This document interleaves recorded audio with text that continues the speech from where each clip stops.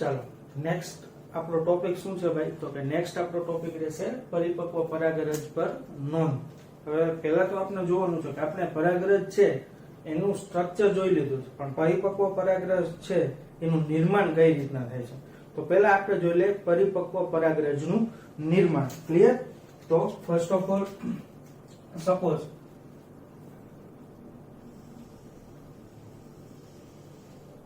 આ પરાગરજનો ભાગ છે. પરાગરજના ભાગની અંદર શું આવેલું હશે ભાઈ? તો કે કોષ રસ આવેલો છે, કોષ કેન્દ્ર આવેલું છે, અને એના કેટલા આવરણ છે ભાઈ? તો કે એના સામાન્ય રીતના બે આવરણ છે, એક્ઝાઇન અને ઇન્ટાઇન. ક્લિયર?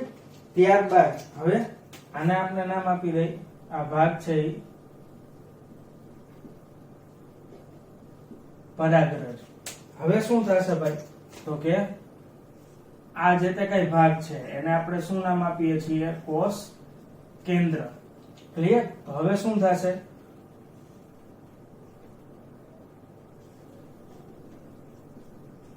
પરાગરજનું કોષ કેન્દ્ર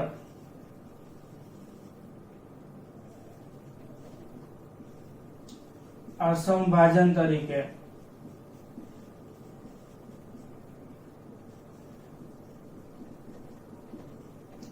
વિભાજન પામે છે અને બે કોષ કેન્દ્ર નિર્માણ પામે છે. ક્લિયર? એટલે ફક્ત કેનું વિભાજન થાય છે ભાઈ? કોષ કેન્દ્ર. વિભાજન કેનું થશે ભાઈ? તો કે ફક્ત ને ફક્ત કોષ કેન્દ્ર વિભાજન પામે છે. ફાઇનલ? તો હવે પછીની પરાગરજની સ્થિતિ કઈ ટાઈપની થશે ભાઈ? તો કે સપોઝ પરાગરજનો ભાગ છે, કેટલા કોષ કેન્દ્ર બનશે ભાઈ? તો કે એક આ ટાઈપનું એક કોષ કેન્દ્ર અને આ બીજું કોષ કેન્દ્ર. અહીંયા યાદ રાખવાનું છે, બરાબર? અસમભાજન પ્રકારે શું કીધું છે આપણે ભાઈ? અહીંયા અસમભાજન તરીકે વિભાજન થાય છે. એટલે બંનેની સાઈઝ છે એ તમારે કેવી બતાવવાની છે? એક મોટું તો એક સપોઝ કેવું હશે? નાનું. બાકીનો જે તે કઈ ભાગ છે એની અંદર શું આવેલું હશે ભાઈ? તો કે બાકીનો જે તે કઈ ભાગ છે આ વિસ્તાર એ શું હશે? તો કે એને આપણે કહી દઈ રસધાની. ક્લિયર? હવે આનું નામ નિર્દેશન આપી દઈએ. હવે ટોટલ કેટલા કોષ કેન્દ્ર થઈ જશે ભાઈ અહીંયા? તો કે ટોટલ આપણી પાસે કોષ કેન્દ્ર થશે 2. નામ આપી દઈ. આને શું નામ આપશે ભાઈ? જનન કોષ કેન્દ્ર. ક્લિયર? આને આપણે શું નામ આપવાનું છે ભાઈ? તો કે એને નામ આપવાનું છે મુખ્ય કોષ કેન્દ્ર. ક્લિયર? ફાઇનલ? ઓકે. ત્યારબાદ શું થશે ભાઈ? તો કે પહેલા તબક્કાની અંદર આપણે જોયું કે ભાઈ કોષ કેન્દ્ર વિભાજન પામે છે. બીજા તબક્કાની અંદર શું આવશે ભાઈ? તો કે કોષ કેન્દ્ર વિભાજનને અનુસરીને કોષ રસનું પણ વિભાજન થાય છે. ક્લિયર? ફર્સ્ટ પેજ ની અંદર કોષ કેન્દ્ર, ત્યારબાદ શેનું વિભાજન થશે ભાઈ? તો કે નેક્સ્ટ વન વિભાજન થશે કોષ રસનું. ખાસ યાદ રાખો. ક્લિયર? તો હવે પછીની સ્થિતિ કેવી થઈ જશે ભાઈ પરાગરજની? તો કે નેક્સ્ટ વન પરાગરજની સ્થિતિ કઈક આ ટાઈપની થઈ જશે.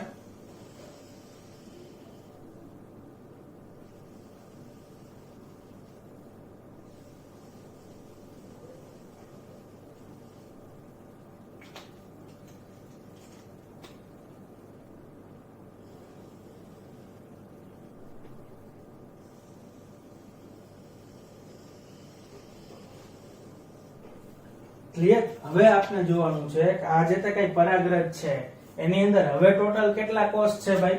તો કે પહેલો આ જે તે કઈ કોષનો ભાગ છે એને તમે શું નામ આપો છો ભાઈ?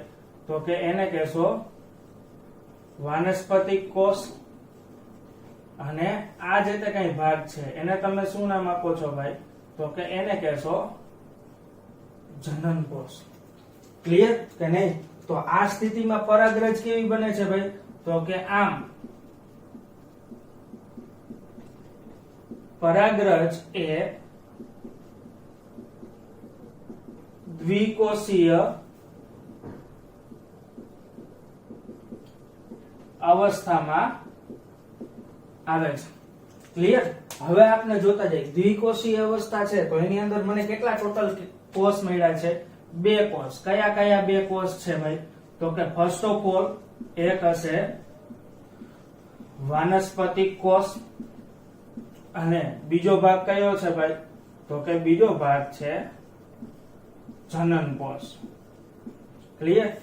બેયના થોડાક આપણે ડિફરન્સ લઈ લઈએ. કયા કયા ટાઈપના એના ડિફરન્સ છે? તો વાનસ્પતિક કોષ છે તો કે અહીંયા કોષનું કદ કેવું હશે ભાઈ? મોટું છે. જ્યારે અહીંયા કોષનું કદ કેવું હશે ભાઈ? તો કે નાનું. ક્લિયર? બીજું આપણે જોવાનું છે કોષ કેન્દ્ર. કોષ કેન્દ્ર વાનસ્પતિક કોષનું કેવું હશે ભાઈ? મોટું. જ્યારે અહીંયા કોષ કેન્દ્ર છે એ કેવું હશે ભાઈ? નાનું. ક્લિયર? ઓકે.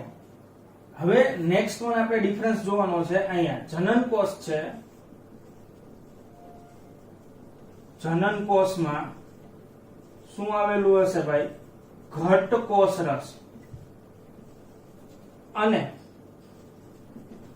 તેનો આકાર કેવો હશે ભાઈ? અનિયમિત. કેવો હશે? અનિયમિત. ક્લિયર? ફાઇનલ? તો હવે જોઈએ કે ભાઈ અહીંયા કેવી અવસ્થા હશે ભાઈ?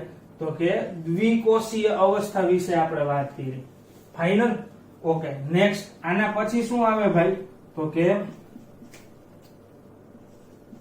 નેક્સ્ટ આપણે જોઈ લઈએ પરાગરજની દ્વિકોષીય અવસ્થા. આ અવસ્થાની અંદર શું હશે ભાઈ? તો કે અહીં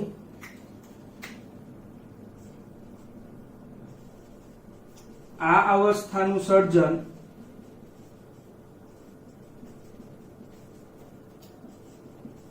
જનન કોષના કોષ કેન્દ્રનું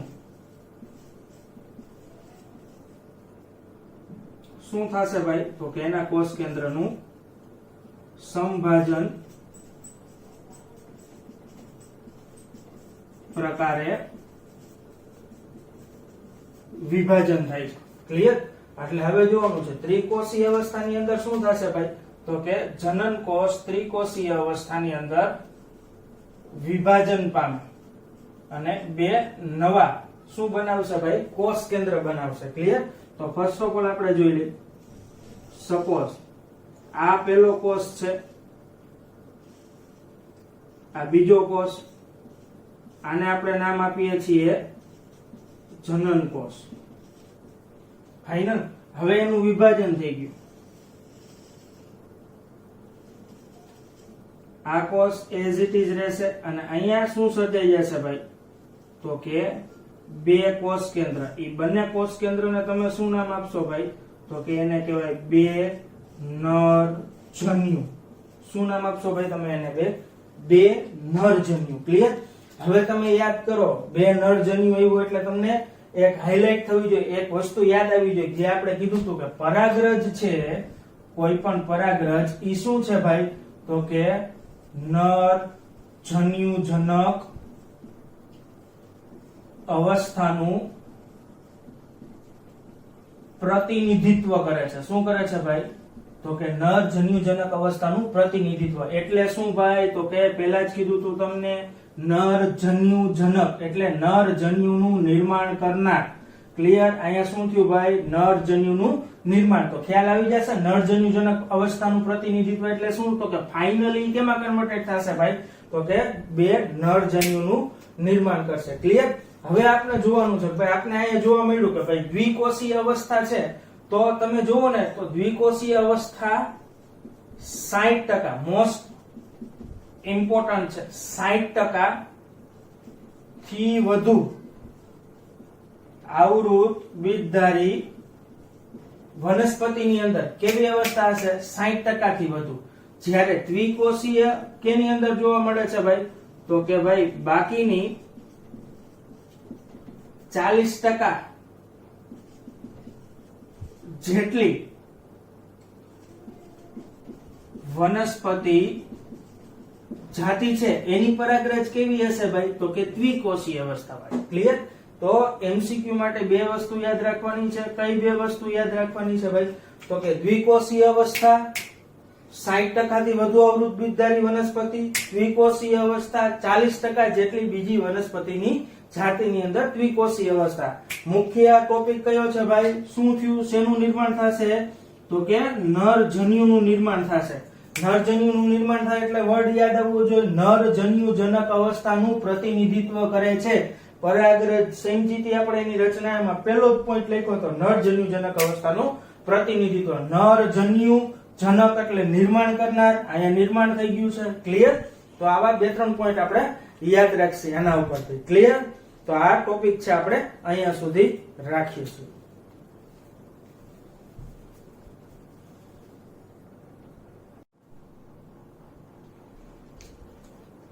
ચાલો વિદ્યાર્થી મિત્રો, આપણે શું જોવાનું છે ભાઈ? અત્યારથી તમે પહેલેથી જ લઈ અને છેલ્લે સુધી નરજન્યુનું નિર્માણ કર્યું તો ત્યાં સુધીમાં તમને ખબર હોવી જોઈએ કે કઈ રીતના કેટલી પ્રકારે સંભાજન થયું છે, કેટલી પ્રકારે અર્ધીકરણ થયું છે. સ્ટાર્ટ ક્યાંથી કરવાનું છે ભાઈ? આપણે પોલન મધર સેલ માંથી નરજન્યુનું નિર્માણ, ત્યાં સુધીનો એક આપણે કમ્પ્લીટ ચાર્ટ આપવાનો છે. ક્લિયર?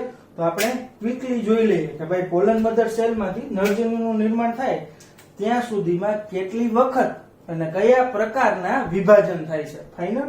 તો પહેલા આપણે જોઈ લઈએ. ફર્સ્ટ ઓફ ઓલ કયો સેલ આપેલો છે ભાઈ આપણને? તો કે pollen mother cell. Clear? Pollen mother cell છે એની પ્લોઇડી કેવી હશે ભાઈ? પ્લોઇડી એટલે કે જનીનિક દ્રવ્ય કેવું હશે? 2L. ફાઇનલ? હવે નેક્સ્ટ આપણે જોવાનું છે કે પોલન મધર સેલ છે એની અંદર કયા પ્રકારનું વિભાજન થયું હતું? તો કે ભાઈ એની અંદર થશે અર્ધીકરણ. અર્ધીકરણ ને અંતે આપણને શું મળ્યું હતું ભાઈ? તો કે અર્ધીકરણ ને અંતે આપણને મળ્યું હતું પરાગરજ ચતુષ્ક. અને આ પરાગરજ ચતુષ્ક માંથી ફાઇનલી આપણને શું મળ્યું હતું ભાઈ? પરાગરજ. ફાઇનલ? અર્ધીકરણ થયું હતું. જનીનિક દ્રવ્ય અથવા તો પ્લોઇડી કેવી થઈ જશે ભાઈ? એકકીય.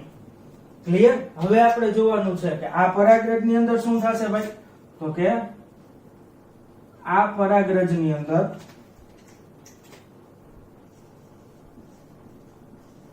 અસમભાજન તરીકે શું થશે? સંભાજનની ક્રિયા થશે. એટલે પરાગરજમાંથી બે અનિયમિત આકારના કોષોનું નિર્માણ થાય છે. કયા કયા બે અનિયમિત આકારના કોષો હતા ભાઈ? તો કે ભાઈ એની અંદર પહેલો કોષ હતો વાનસ્પતિક કોષ. ક્લિયર? અને બીજો કોષ કયો હતો ભાઈ? તો કે બીજો કોષ હતો જનન કોષ. ક્લિયર? અહીંયા સમભાજન થયું છે એટલે પ્લોઇડી બદલાશે નહીં. વાનસ્પતિક કોષની પ્લોઇડી કેટલી હશે ભાઈ? તો કે એ એકકીય જ હશે. જ્યારે જનન કોષ એની પ્લોઇડી કેવી હશે ભાઈ? તો કે એ પણ એકકીય હશે. ફાઇનલ? હવે આપણે જોવાનું છે કે ભાઈ માત્ર ને માત્ર નર જનન કોષ છે એની અંદર શું થશે ભાઈ? તો કે એનું વિભાજન થશે. ક્લિયર? વિભાજન કયા પ્રકારે? તો કે પુનઃ પાછું સંભાજન પ્રકારે વિભાજન થશે. કેનું ભાઈ? માત્ર ને માત્ર જનન કોષનું. અને શું અસ્તિત્વમાં આવશે ભાઈ? તો કે બે નરજન્યુનું શું થશે? નિર્માણ. ક્લિયર? ફાઇનલ? તો હવે આપણે જોતા જઈએ. અર્ધીકરણ કેટલી વખત થશે ભાઈ? તો કે અર્ધીકરણ એક વખત. અને સંભાજનની ક્રિયા કેટલી વખત થાય છે ભાઈ? બે વખત. શું યાદ રાખવાનું છે ભાઈ? તો કે એક વાર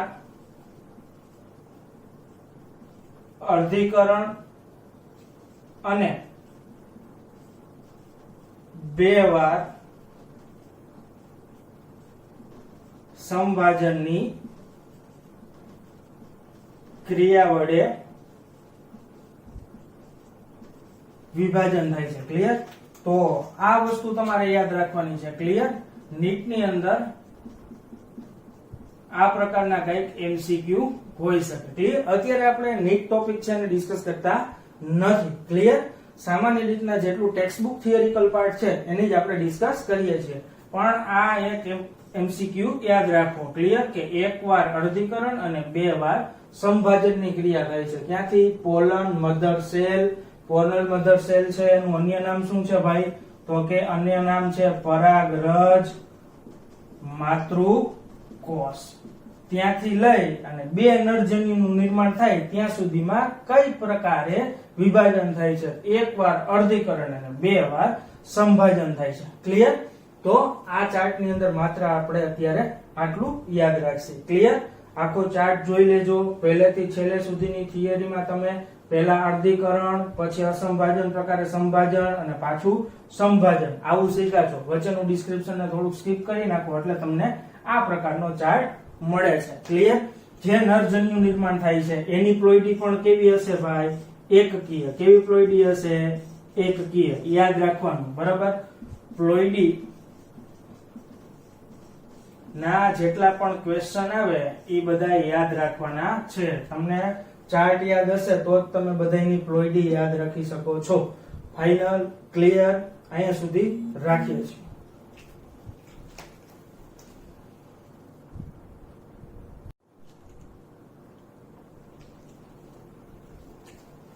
ઓકે વિદ્યાર્થી મિત્રો, ત્યારબાદ છે પરાગરજ વિશેની નાની નાની ઇન્ફોર્મેશન હશે બધી કે ભાઈ પરાગરજ છે તો એનો ઉપયોગ કઈ જગ્યાએ થાય, એના પોષણનું મૂલ્ય શું છે, એની સાથે બીજી કયા પ્રકારના રોગ સંબંધિત સમસ્યાઓ સર્જાયેલી છે. ક્લિયર? તો આપણે ક્વિકલી એક વખત જોઈ લઈએ. પહેલું અહીંયા છે પરાગરજ એલર્જી પ્રેરક તરીકે. ક્લિયર? સપોઝ આવો ક્વેશ્ચન પૂછાય તો કેટલા માર્ક્સ ની અંદર પૂછાશે ભાઈ? તો કે 2 માર્ક્સ ની અંદર પૂછાઈ શકે. ઘણી જાતિઓની પરાગરજ મનુષ્યની અંદર તીવ્ર એલર્જી અને શ્વાસ વાહિકાઓની તકલીફ પ્રેરે છે. એટલે કયું ભાઈ? તો કે છે અસ્થમા અને બીજું કયું છે? બ્રોન્કાઇટિસ. બંને રોગ કેવા છે ભાઈ? તો કે બંને રોગ છે એ શ્વસન સંબંધિત રોગ છે. ક્લિયર? ઉદાહરણ તરીકે આપણે જોવું હોય તો કે ભારતમાં આયાત કરતા ઘઉં સાથે અશુદ્ધિ સ્વરૂપે પ્રવેશેલ ગાજર ઘાસ એલર્જી પ્રેરે છે. ક્લિયર?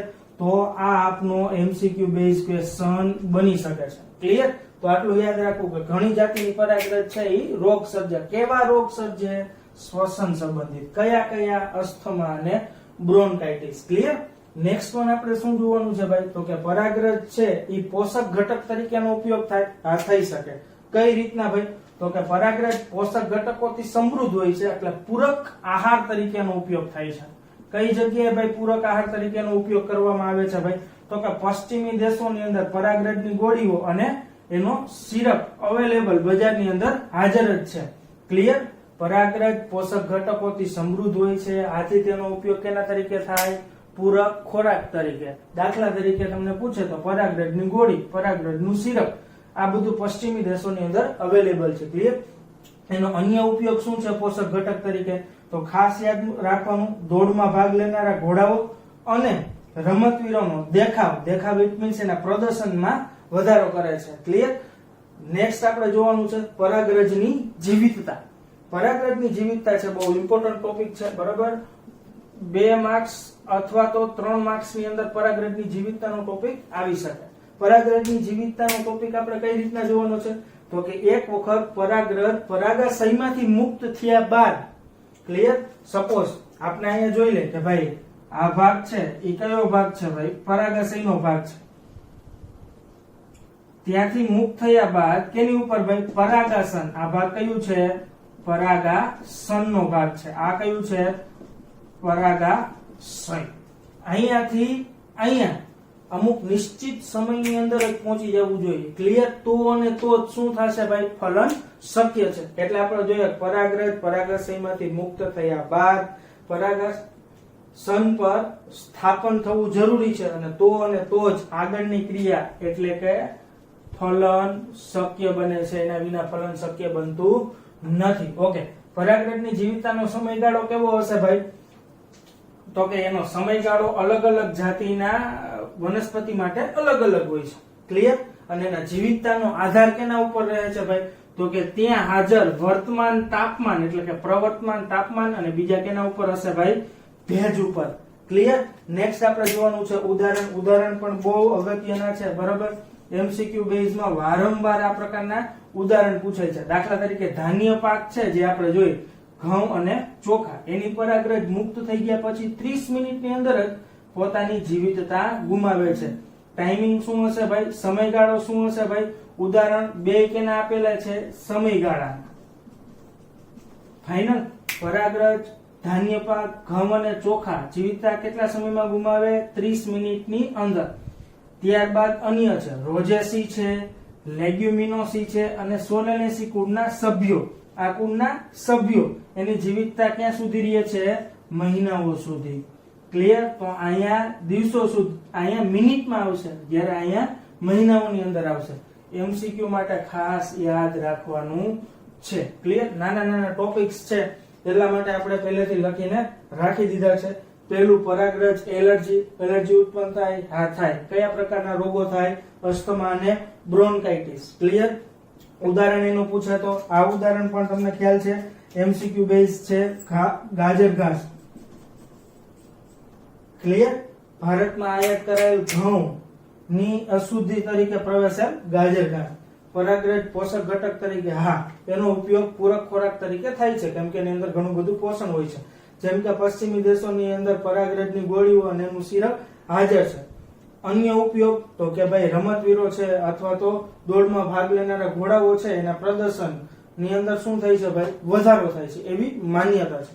જીવિતતા બહુ અગત્યનો ટોપિક છે. એક વખત પરાગાશયમાંથી પરાગરજ મુક્ત થાય ત્યારબાદ એનું સ્થાપન ક્યાં થવું જોઈએ ભાઈ? પરાગાસન પર સ્થાપન થવું જોઈએ. તો અને તો જ આગળ ફલનની ક્રિયા થાય, એ સિવાય ફલનની ક્રિયા શક્ય છે નહીં. ક્લિયર? જીવિતતાનો સમયગાળો કેના ઉપર આધાર રાખે છે ભાઈ? પ્રવર્તમાન તાપમાન અને ભેજ ઉપર આધાર રાખે છે. ઉદાહરણ ધાન્ય પાક 30 મિનિટમાં જીવિતતા ગુમાવે છે. મુક્ત થયા બાદ રોઝેસી, લેગ્યુમિનેસી અને સોલેનેસી ફેમિલી છે એના સભ્યોમાં કેટલું આવશે ભાઈ? મહિનાઓ સુધી. ક્લિયર?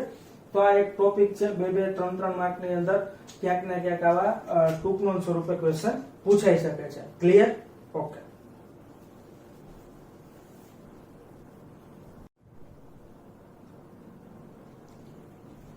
ચાલો, 3 આપણે ટૂંક નોંધ જોઈ છે. કઈ ભાઈ? તો કે એલર્જી પ્રેરક તરીકે પરાગરજ હોય છે, પરાગરજ પોષણ પણ પૂરું પાડે છે અને એની જીવિતતા. ત્યારબાદ કયું હશે ભાઈ? તો કે પરાગનિધિ. પરાગનિધિમાં આપણે શું જોવાનું છે ભાઈ? તો કે ઘણી બધી જાતિની પરાગરજ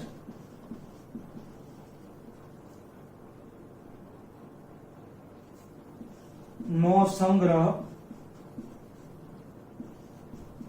કેની અંદર ભાઈ? પ્રવાહી નાઇટ્રોજનમાં -196 ડિગ્રી સેલ્સિયસ પર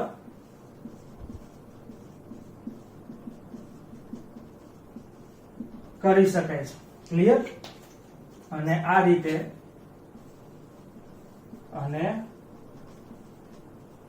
રીતે પરાગરજના સંગ્રહને શું કહેશો ભાઈ? તો કે એને કહેવામાં આવે છે પરાગનિધિ સંગ્રહ. ઇટ મીન્સ શું કહેશો ભાઈ તમે એને? Pollen bank. શું કહેશો એને? Pollen bank. ક્લિયર? આવી રીતના પોલન બેંક નું નિર્માણ થાય છે. એનો મતલબ શું થયો? પોલન બેંક એટલે શું ભાઈ? તો કે પ્રવાહી નાઇટ્રોજનમાં તમે પરાગરજને સાચવી રાખો, એને શું કહેશો? Pollen bank. ઓકે, હવે આપણે જોઈ લઈએ ભાઈ નેક્સ્ટ પોલન બેંક નો ઉપયોગ કઈ જગ્યાએ કરવામાં આવે છે ભાઈ? તો કે પાક સંવર્ધિત કાર્યક્રમમાં સંવર્ધન અને સંકરણ દ્વારા ઇચ્છિત લક્ષણો ધરાવતા અથવા તો ઇચ્છિત લક્ષણો ધરાવતી વનસ્પતિના નિર્માણ માટે થાય છે. ક્લિયર? તો અહીંયા સુધીની આ શોર્ટ નોટ થશે પરાગનિધિ. ક્લિયર? પરાગનિધિ પૂછી શકાય તો માત્ર ને માત્ર 2 માર્ક. તો અહીંયા સુધી આપણે રાખીએ છીએ.